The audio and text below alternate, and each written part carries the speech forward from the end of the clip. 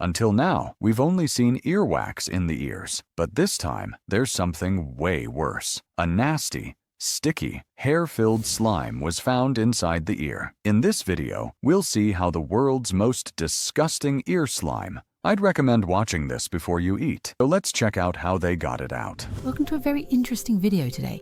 I've got a new piece of equipment to show you. Well, I say it's new, I've had it for quite a long time, but I've never shown it on the channel before. And it's called a Guardian ProJet. So it's an electronic irrigator, which basically means a machine that squirts or pulses water into the ear canal, specifically designed for the removal of earwax. So these aren't new machines, they've been around for ages and ages and ages. In fact, before I trained to do microsuction, before I went anywhere near suction at an endoscope, I trained to do irrigation using an electronic irrigator. But back then I trained using a machine called a ProPulse machine. But what you're going to see here is the Guardian ProJet in use. So we're going to irrigate this ear canal with water. Now, the suction is doing a lot of the heavy lifting. But what you can see here is that basically the ear canal is coated with this very, very thick, viscous, hairy slime, basically, which is a nightmare because that's exactly the type of wax that is heavily resistant to suction. And to make matters worse, I mean, the suction is cranked up to minus 550 millimeters of mercury, something like that. So it's very powerful. And yet, this slime is really resistant to the suction. Eardrum is, I believe, just on the other side of that deeper slime there. But what makes this very difficult is that, for the most part, I'm kind of shooting in the dark here because the canal is totally coated. I'm not entirely sure, where I can press, where I can apply pressure, where I can navigate with the suction tube. The hair is also creating this very difficult matrix. So in cases like this, I often use a combination of suction and irrigation. Now in previous videos, you will have seen me use kind of a squirty bottle, which isn't that good. But the Guardian ProJet really, really improves the situation. So I got it about 6 months ago, something like this, and I've been very happy with it. What it does is, it first of all, it affords me a little bit of position. So the ProJet, the irrigation, will clear the ear canal and just allow me to kind of judge the anatomy a bit more clearly.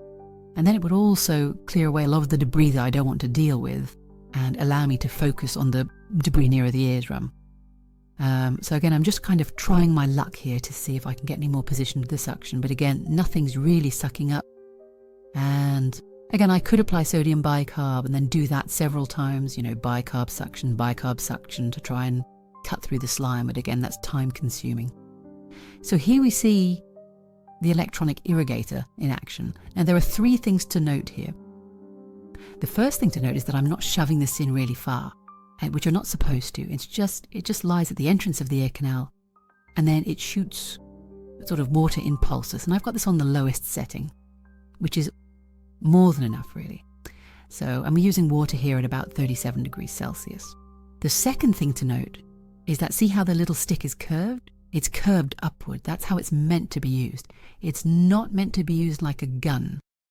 So that, in other words, the jet of water is not going directly down. It's not aimed at the eardrum. It's not aimed down the ear canal. It's aimed upwards at the roof of the ear canal. And then it will, eventually wash down and clear debris gently. Okay, we don't want a lot of pressure hitting the drum. The third thing is you can see I'm kind of moving it around, and there we go, some debris there. Moving it kind of like a windshield wiper, kind of at 10 and 2, and then moving up, down, and so on. That apparently creates vortices in the water and makes kind of swirling pans, which is more effective at removing the debris. So this is how it looks after 1 round of irrigation with the ProJet. Significantly better. I can now actually see what I'm doing. Eardrum is clearly visualized there, that sort of greyish, bluish tissue, but again, it's got some residual slime and hair on it. Again, going in, suctioning that away. But again, it's very thick and resistant. And again, the hair is creating a significant problem. And patient is reasonably tolerant of this, but again, it's not like they're loving it because we're that close to the drum.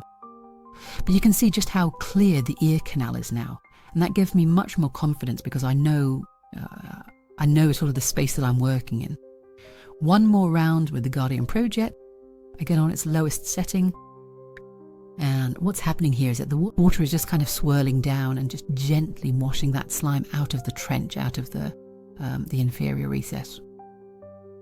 So, incidentally, I alluded to earlier that needs to be about 37 degrees Celsius. I don't know what that is in Fahrenheit, sorry. But generally speaking, if it's, half degree either way, it's not too big of a deal. But if it's too cold or too hot, then that will induce vertigo, which has happened in the clinic before. But basically, if it's too cold or too hot, you'll be cooling or warming the fluid inside the inner ear, inside the semicircular canals, which then creates currents inside your inner ear, which tells your brain that your head is moving. And then your brain will make your eyes kind of move to compensate for that phantom movement, and that's what induces the vertigo. So the temperature of the water is very important. It is the same kind of caloric effect you get actually with suction. So you may have heard me mention it before, or Reese or Neil, where if we're kind of working too close to the eardrum for too long with the suction, then we get kind of a cooling effect, a cooling caloric effect. So now just the last little bits here. And again, the project has cleared most of the debris now. And again, we're just kind of, most of the debris now is in this trench here, this inferior recess. And suctioning out the last little bits. Patient at this point had enough, which is absolutely fine. Again, we're being pernickety at this point. We are working very close to the drum, and the drum is clear. The ear is clear of 99% of wax, so the hearing has come back to normal. And the problem with working this close to the drum is that it is very excessively loud for the patient, so we don't like to linger too long. But there's the finished product.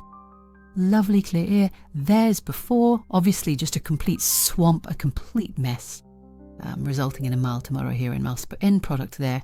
Very nice procedure. So there we go. I hope you found that interesting and entertaining. If you have any questions, leave them down in the comments section below and I will try my very best to get back to you. And of course, I will see you on the next video.